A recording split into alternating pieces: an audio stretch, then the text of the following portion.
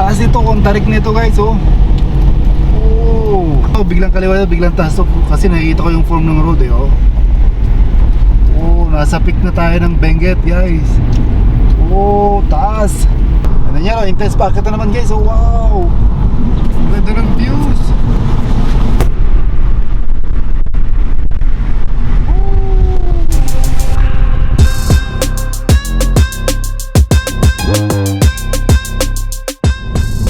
So yun mga pamangkin, we are heading to Isabela na ulit. Nandito na tayo sa kabundukan ng Benguet.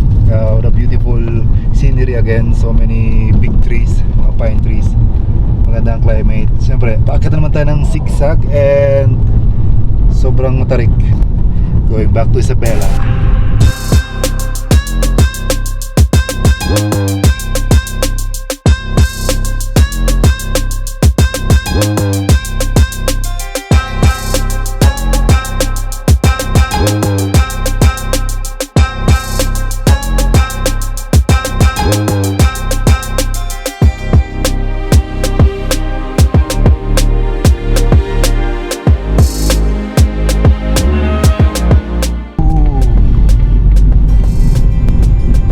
Grabing intense ng driving natin today. Dito pa rin tayo sa Nueva Vizcaya Benguet Road. Ito yung nagkoconnect ng Nueva Vizcaya at saka Benguet. So nasa bahay na tayo ng Bocod. And we are almost reaching the viewpoint of Ambuklao. Pero nakadaan na tayo sa nadaan na natin yung Ambuklao Dam. Pero yung viewpoint ng grabe ang guys, grabe ang intense ng driving yun.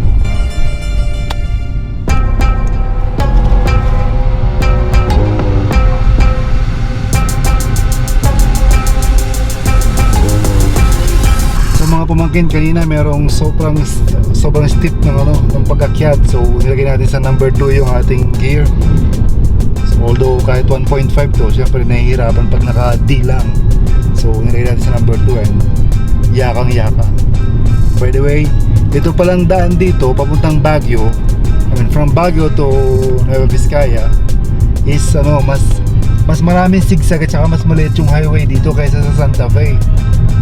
So mas intense to guys, mas intense ang driving dito. Pero ang ganda lang dito, magandang view dahil ng mga pine trees at saka mga overlooking. Maganda mga pine trees na yan, maganda lang tingnan, no?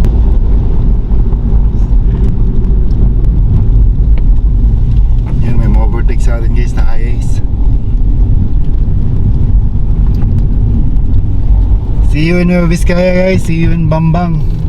Kasi mamaya sa Bambang na yung flat surface na. And then another akyat na naman tayo ng zigzag sa Diade at saka sa may bandang Solano area. Yo, guys, tara, let's go.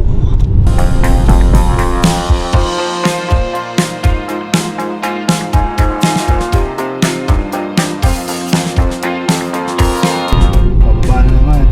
Pataas ng pataas, pababa ng pababa. Taas ito, kung tarik nito guys, oh. Oh. Tapos biglang kaliwa pa. Let's see kung ito biglang kaliwa, biglang taas to. Kasi nakikita ko yung form ng road eh, oh. Oh, nasa peak na tayo ng Benguet guys. Oh, taas. You can see the clouds, oh. That's that cold. Ito, wow, taas. So, kasing pantay na namin yung mga ulap. Oh, rather taas. Stop. Stop down. Proceed when clear. Oh, when clear daw, proceed. Another intense climb guys, oh. Climb, go down. Oh, climbing.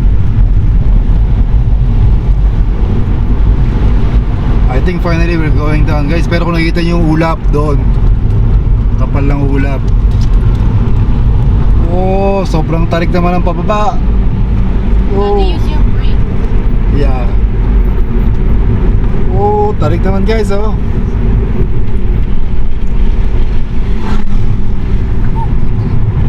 Oh, intense driving going down naman, oh. Ganda ng place doon, oh, dahil ng mga ulap guys. Oh, sobrang steep na to. Oh. Oh. Oh.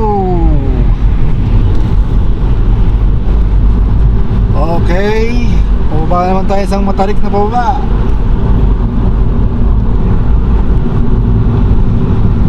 Oh, intense. Oh, sudden curve guys. Yan, paakyat na naman tayo.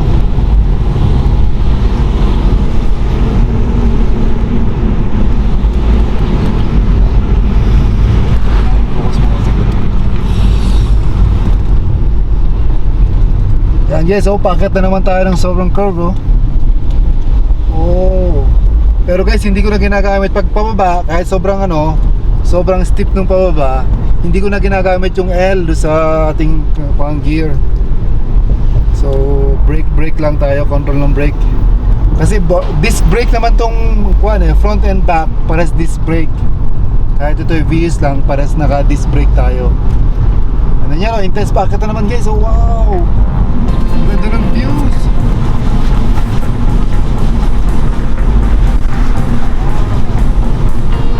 Running pine trees. Yan oh, akit na ito oh. Grabe oh. Guys oh. Yan oh. Oh, grabe akit na ito oh. Naka-D lang tayo guys ha. Hindi ko nalalagay sa number 2. Naka-D lang tayo. Oh.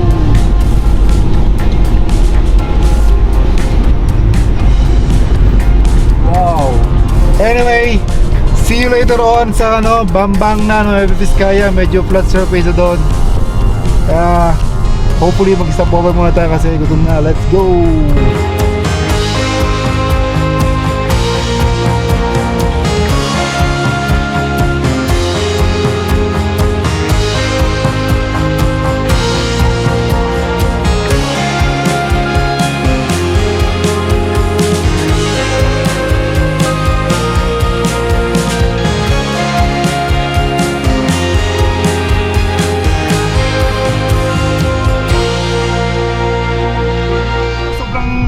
Sobrang foggy na dito sa Kayapa.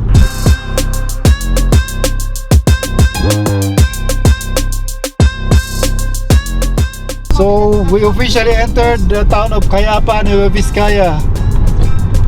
Hello guys oh. Grabe. Mataas pa tayo sa ulap. Wow. Wow. Pababa to. Grabe ang tarik oh. Oh, grabe tong biglang liko guys. Oh, pababa pa. Oh. Yung kasama natin sa convoy, medyo malayo na. Habulin natin.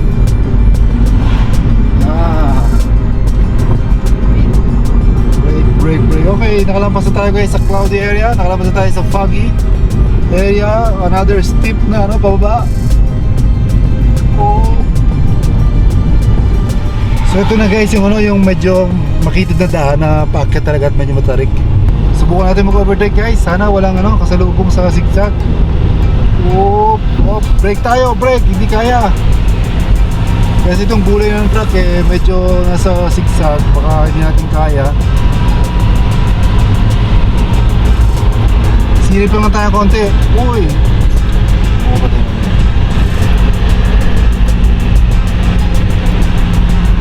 Oh, grabe oh. Silip ng konti. Let's go. Go. Go, Rosie. Go.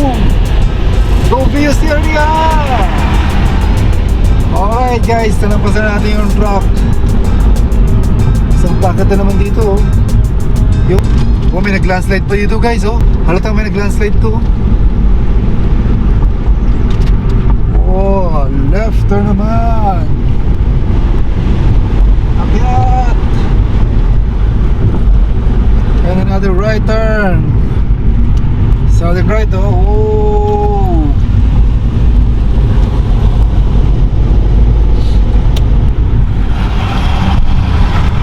So yun guys, finally dito na tayo sa Bambang. Sa city ba ito? Or anyway, sa town proper. Nasa main highway na tayo papuntang Isabela. Pero hopefully mag-stop over muna tayo. Kasi yung aming sinusundan sa harap na convoy hindi pa nag-stop over. So siyempre sila masusunod.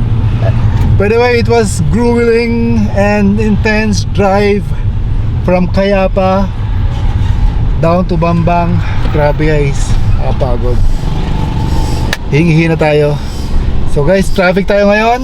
Wait tayo sa front. Yan. We are officially in the civilization. We are not in the mountain anymore. Kanina sa Benguet, parang parang masyadong tao Yan guys, nandito na tayo sa Bayumbong at medyo nagbibilis na ng takbo tayo. Nakakapagpatakbo na tayo ng 80 and above. Bayumbong proper na to guys. Ito, maganda ng kalsada dito kaya bibilis na natin. Mabilis na rin ang patakbo ng sinusunod nating convoy Pero mamaya, ihiwalay na tayo sa convoy kasi bibili tayo ng something sa Diade. Let's go ahead.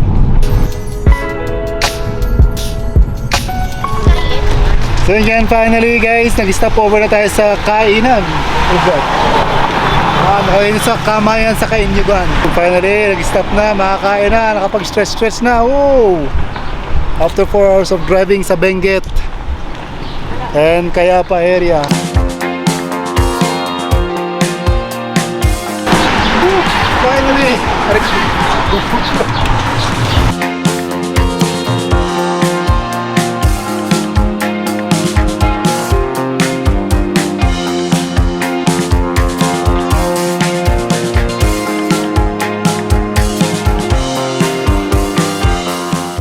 So meron din sila ditong Sabaw Station and self-service dito. So syempre maganda yun para matuto yung mga customers na tama, pakihalo muna bago kumuha ng sabaw. Maganda ng setting dito sa Kamayan sa Kainyugan.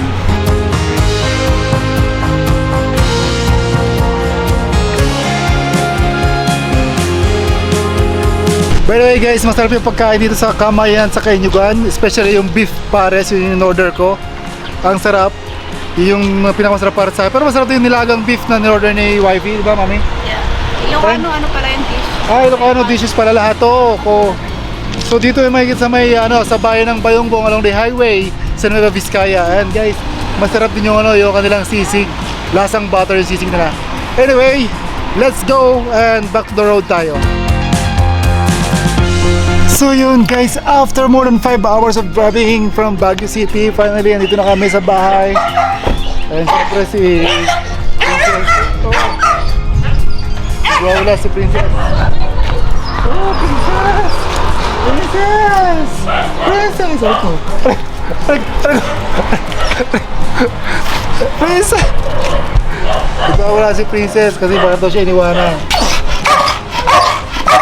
Oo, iniwan ka namin ng 3 days. Kawawa ka naman, iniwan ka namin ng 3 days.